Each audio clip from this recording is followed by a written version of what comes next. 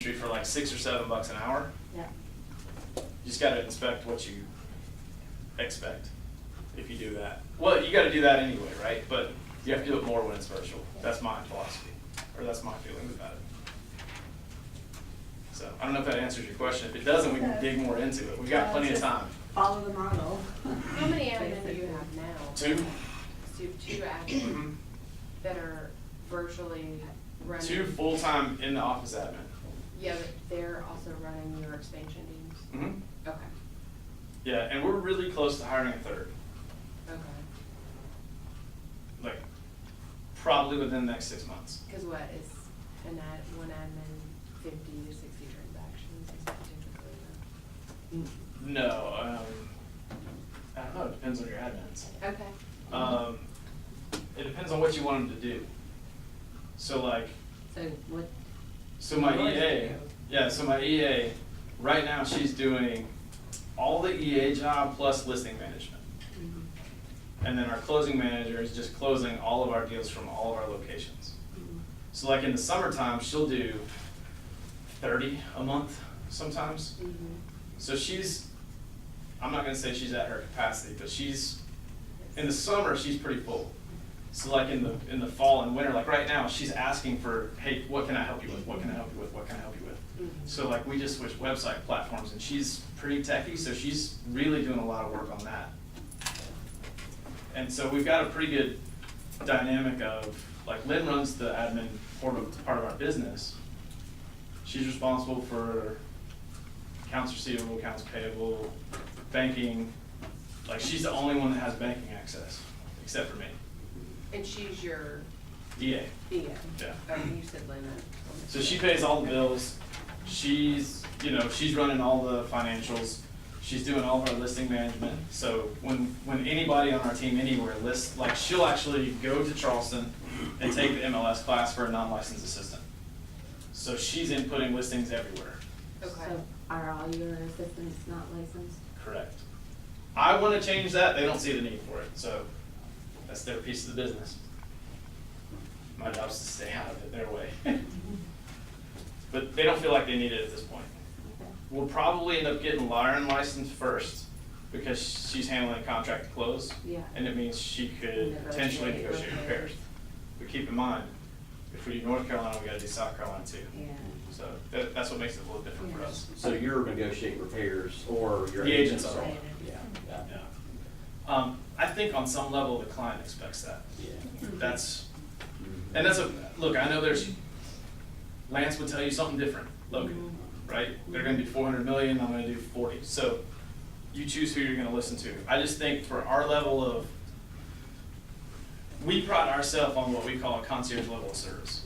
So if I'm handing it to someone else to negotiate repairs, they feel shuffled, so to speak.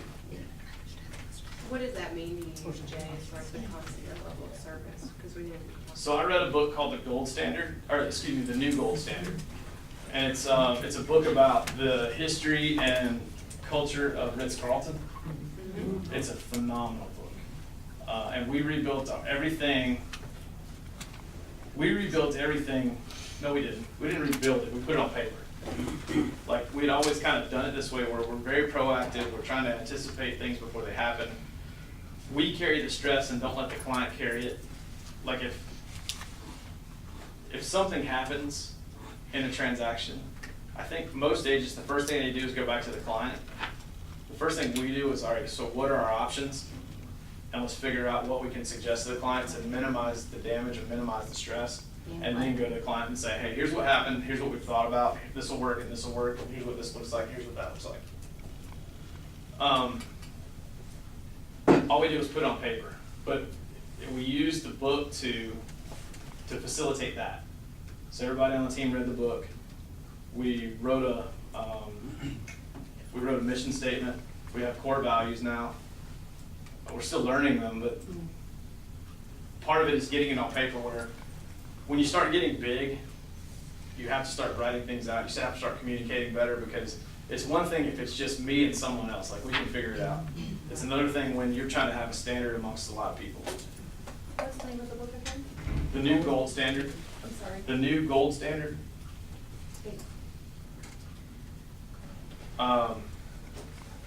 Another book I read is Start With Why. I think it's Simon Sinek.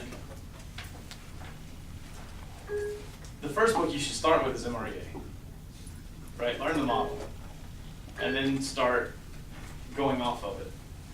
Gary, and the funny part is Gary will say this in his mastermind groups, I don't care if you follow the model or not, but if you don't, have a really good reason. And I think that's what a lot of people do, is they go away from the model, but they don't know why, or they don't know what the ramifications might be. They do it because it sounds good to them, but they don't do any background on, well, who else is doing this and does it work for them, and why does it work or why does it not work? I mean, we all have different businesses. Let's be really clear about it. But there's some common denominators for all of us as well. And that's what's compiled in MREA.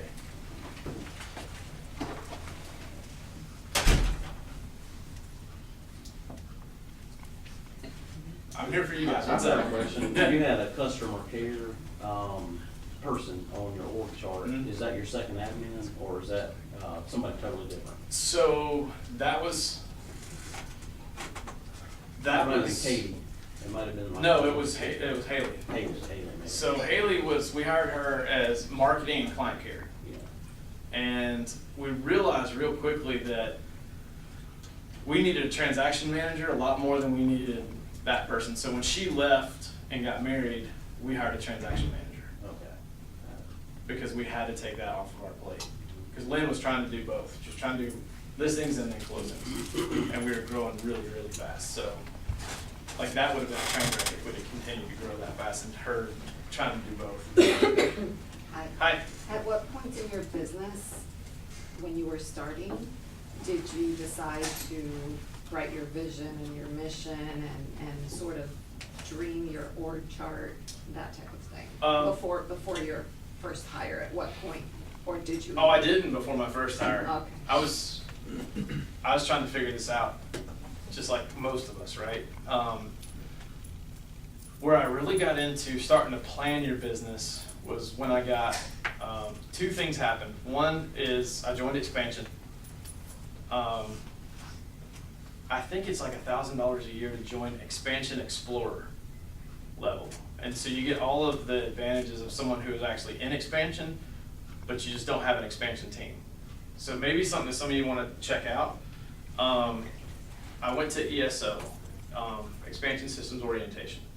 So this is for people who are really planning on expanding and what that looks like. And I got in a room with some people who I thought that I had a pretty big, I thought that I think pretty big until I got there and then saw how big some people were thinking, and I was like, okay, I need to go back to the drawing board a little bit.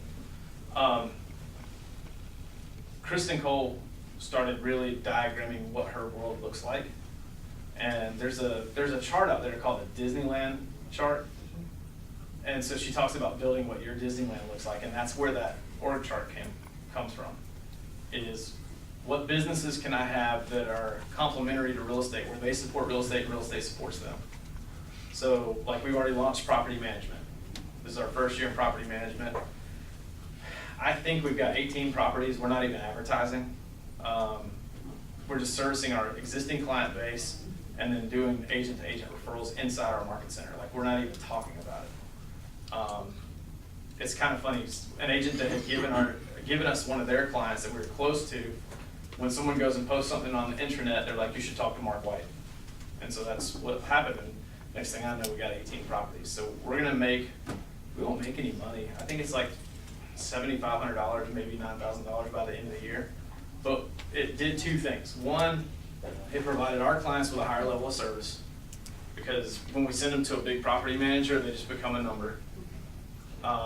The other thing is that it stopped the big property managers from marketing to our clients. So what was happening is they were getting them as a rental property, and the next thing I know, one of them would list with them at a discounted rate because they've been marketing to them the whole time. So it has minimized both of those things, and that's really what we were trying to accomplish. If we find the right person that wants to scale it and get it big, then cool, right? Like I'm not gonna stop them. But right now Mark's running it and our sales team. So the focus is obviously on our sales team, and as long as that doesn't cost me anything, then I'm good. So really I'm just an investor. I don't even, it gave Lynn extra income because she does the books on the side. And that was one thing that was important to her, is how do we grow her income? Thank you. How did you decide that, you know, at the units that you were at to then go expand? Was it just organic because of family? Yeah, or it was organic because we had the it person. seems like some people, okay, I hit a certain point, that's where I'm going to expansion. Yeah, I mean, so I think you expand when you can, provided that you have the right person.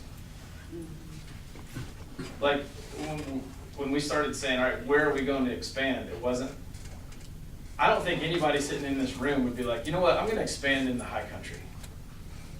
It just wouldn't make sense. Right. But when you have the right person, it can provide, like, the opportunity was really clear to Mark that if he knocked it out of the park up there, he could replace himself and then come run the whole thing. So what were the things that you did to create the business and the expansion? So if you go to High Country, you know, nobody knows your brother. What were the things that you did to create business? I taught 30-something classes last year for CES. And the year before, I think I taught 28. So like, I'm going to every market center in the Carolinas and letting them know, hey, look, we don't get paid a lot for this. The reality is, so we paid out, I think I saw it on our multi-trends, I think we paid out $80,000 in referral fees this year. Like, it's our #1 source of business, believe it or not. Across all of our locations. It's agent referrals. So just being really purposeful about when I go teach or when I do something like this, saying, look, here's how, you've all seen how we take care of our people. Let us take care of your people. We're in Charlotte, we're in the High Country, and we're in Charleston, and we would love your referrals. Plus, I'll give you all a link at the end of this, so that it's not just a one-way street. So if you go to twgshares.com, you can have a lot of our stuff. It's a Dropbox folder. TWG, the white group, twgshares.com.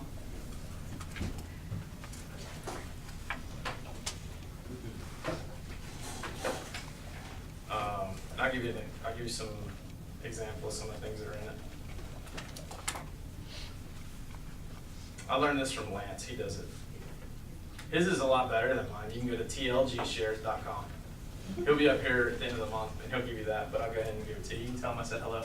Yeah, you'll be up here guys November 29th in the afternoon. So we've got script shares, this is our sales folder, marketing stuff, accountability, activities tracking. We have a copy of our sales log, which I'll show you, value of a client for life. We go through this with all of our new hires and explain, like here's the GCI for a client that's with us for 30 years, potentially, if you take care of them the right way. And this comes straight from one of Gary's masterminds. Is, you know, the 12 and 2, we get really confused on that, but the reality is that a 12 and 2 return for our Met database, you guys with me? Mm-hmm. So that's 1 referral and 1 sale from each 12 people. Does that make sense? Yeah. The cool part about this, and I said something to Gary, and he's like, I've thought about it, but it's too hard to do the math, is, so this is just 1 client. But off of this, you're creating 1 client here, 1 client here, and 1 client here. So those are different strings or different threads, if you will. That's why you see agents that do a good job over a long period of time. Like, their businesses are huge if they take care of people. So that's value to client for life. We got some cool marketing materials in here that are fun. We try to take things that are negative and turn them into a positive. So this one lady had a yapper dog. I don't know how to make it bigger.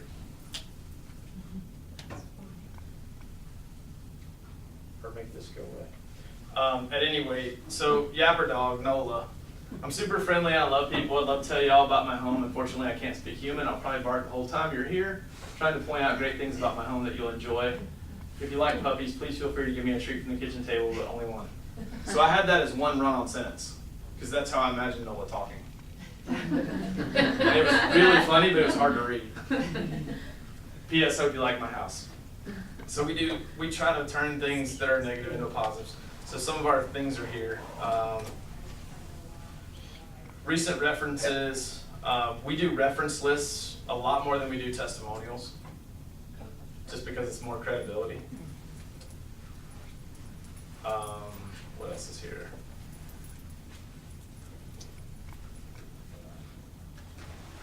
So we have a closing traffic light report. If you're not using one, I'd highly recommend it. Basically, it's like a pipeline report, if any of you guys have seen the CGI tools. So it's a pipeline report, but it's for closings. So anything in contract. This is a blank one, but this is what it'll look like filled out, maybe. Let's see. And the only reason we don't give you one filled out is because it's got people's information on it.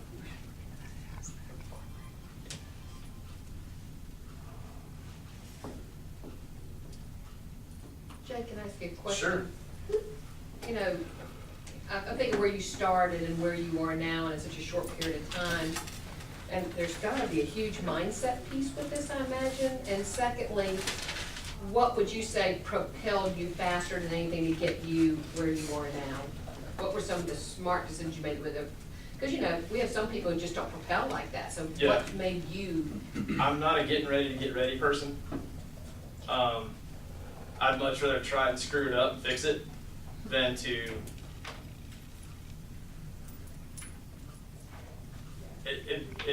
it really does make me feel sad for people when they can't get out of their own way, because it's a choice.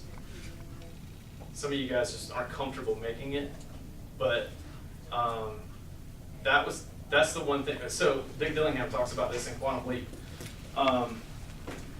You know, there's ready, aim, and fire, and high Ds tend to be ready, fire, aim, and ultra high Ds tend to be fire, ready, aim. Or fire, aim, ready, right? I'm a 99D, 99I with a really high S. I mean, really high C, sorry. My AVA, for those of you guys that are familiar with AVA, I'm an 8417 with asterisks on the 8 and a double asterisk on the 7. I mean, the 1, I'm sorry. So, like as Gary would say, I'm kind of a freak. I don't sit very well. I'm legitimately ADD. So I tend to, I have to make lists, or I'll work on something for 5 minutes and get bored with it and go to something different. I'm the ultimate, at getting something started and then having to pass it along and get it completed correctly.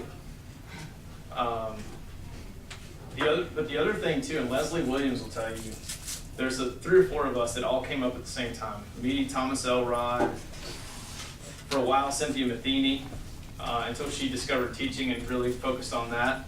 But we all had the same numbers for about 3 years in a row with completely different businesses, and it was that we didn't question people that were successful, we just did it. And it's so funny because I see it now with my MAPS coaching clients and with our PC clients. I'm not saying it's the only way to do something, but I got a $40 million team, so I do know how to do this. And so I'll give somebody a piece of advice, and then I'll see them 30 minutes later in someone else's office asking the exact same question. That frustrates me because I'm not wired that way. My thing is I'm going to go to the most, I'll go to Lance and ask Lance a question about ISAs because he has killed it with ISAs if I want to know something about an ISA. I stop asking people that don't have them. Seriously, I know there's some people laughing, but that's what we do. So I'm thinking about hiring an ISA. What do you think? Yeah, oh, great idea, yeah. What they talk about it. Ask Lance. So go to the experts and ask the experts, and then do what they tell you to do, and quit questioning it. What's an ISA? Inside Sales Associate. And I just threw that out there. There's a lot of things, but that tends to be the new hot button.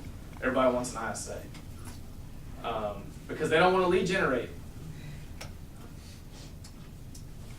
I can get on a soapbox on that one too, but I'll refrain. Yes, ma'am. Speaking of lead generation, do you have any best practices to keep consistent with that? Yes. There's a tactic in Shift. that I think everybody needs to be focusing on right now.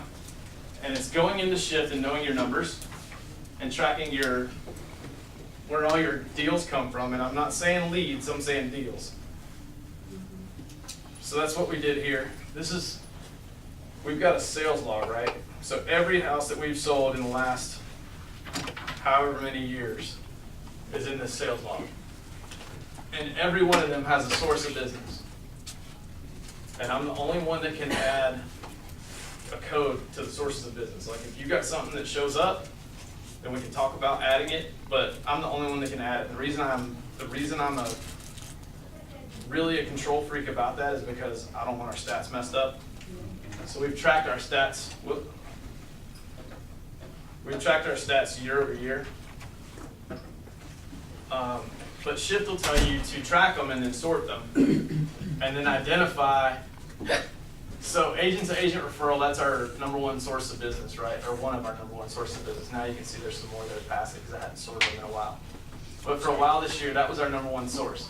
But I put that as blue because it's pie in the sky, which means I can't control it. I depend upon someone sending it to us. Now I can do things more purposefully to put ourselves out there, but it's not something that I can control. But the next ones are. And so Shift will tell you to focus on top, 4 or 5? So that's our top 5 that we can control. Buyer agent is 21%, Rainmaker is 15%, Boomtown is 14%, Repeat Class 9%, Farming 5%. So that is literally our top 5. The cool part is, really cool part for me as a business owner, is the ROI. The cost of that business is so significantly lower than the cost of some of this other stuff, which is really cool. So, Are you just tracking that with your spreadsheet, Jay, or are you using CTE or anything like that? no, our market center doesn't use CTE. Okay. And I believe Keller Williams is working on something that's very similar. I think it'll roll in with the CGI. Probably. Right. But no, I mean, I've tracked that since 2012. So when it comes to budget, when it comes to lead generation, when it comes to, like, don't come bring me a great idea unless it involves one of those 5 things. So our expenses got a little out of hand the first part of this year when everybody was drunk with success. And I kept saying, we're gonna shift, we're gonna shift, we're gonna shift, we're gonna shift. And everybody's going, no, we're not, this is insane. And literally, like, within the last 6 months, we've shifted really hard. We've taken our expenses on our team down from $45,000 a month to $29,000 a month in 3 months. And our goal is to get under 25. I know some of you guys are freaking out about that number, but for our size business, that's pretty good. How's the shift showing up in your business and in your market right now? We thought it would show up differently than it has. We thought it would show up as rising inventory. The inventory is actually still dropping. People are just saying, I'm not paying that price for that house. So the stuff in the higher price points is sitting a little bit more, which means now it's starting to trickle down. So, and now interest rates went up last Friday. So I think they went up from right at 3.5 to like 3.875. I would expect them to go up to 4.25 after the holidays. So be talking to buyers about that now, because it'll significantly affect what they can afford. I mean, you're talking about 3/4 of a point in 2 months, 3 months. What was it that you most significantly cut from an expense perspective that quickly? ISAs. ISAs? Yeah, we were chasing the same thing everybody else was chasing. It just didn't fit our culture, it didn't fit our business. So my coach is Brian Gubernick. And if you guys know Brian, he built a business with ISAs. And when I went to Denver and Phoenix, I got to spend about 2 days with him and some of his people. If you know the name Brett Tanner. So I was in a room, to give you an idea, I was in a room with Brian Gubernick, Jason Abrams, who have let's call it $100 million business. Brett Tanner, who's got a $90 million business, and Kevin Kaufman and Fred Weaver, who are gonna do about 450 closings this year for I don't even know how much. And they've got, all of them have expansion except for Brett. And I'm sitting there, and they invited me into this conference room, and we're gonna have a mastermind, and I'm just writing as fast as I can write, and not saying a word. I'm like, you guys aren't gonna learn anything from me, I'm gonna learn a lot from all of you. Brian decided he was gonna close his ISA shop. And the reason he's doing it is he's got about $60,000 a month in fixed cost. And so he said, you know, he and Gary were talking, he's on, like, he's got a bat line to Gary. That's where he is in the company. So he can talk to him anytime he wants, which means I'm 2 people away from Gary all the time, which is really, really cool as far as having a coach. But what that did for me was, if he's got $60,000 in fixed expenses, and he's trying to get away from that, running a $100 million business, why do I need ISAs? I just need agents that lead generate. So we, in 90 days, really transformed our company and said, all right, we're not gonna hire ISAs anymore.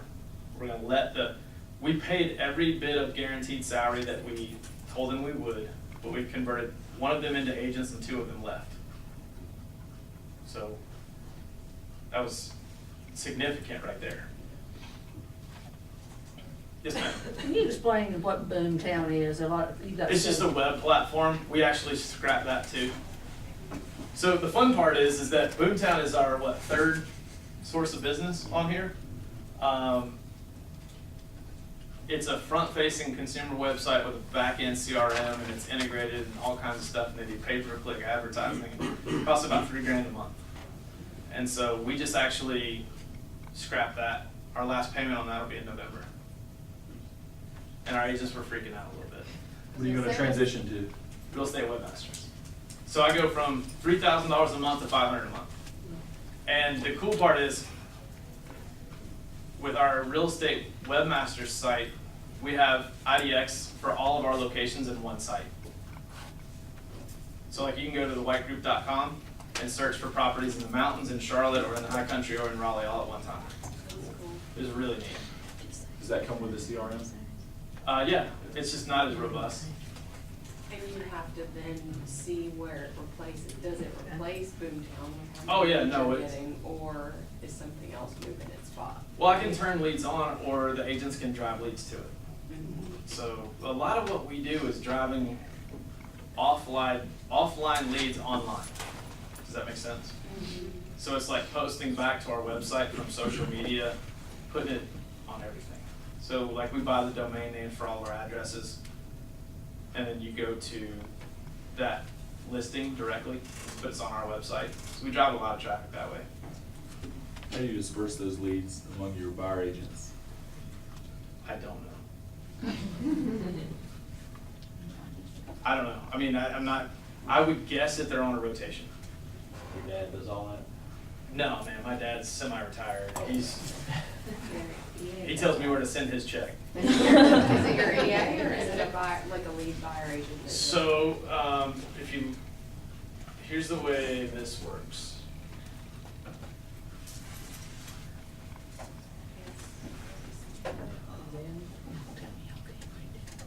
So, Mark is our COO and listing specialist, so he runs the whole company because I had to step out to do the productivity coaching, right?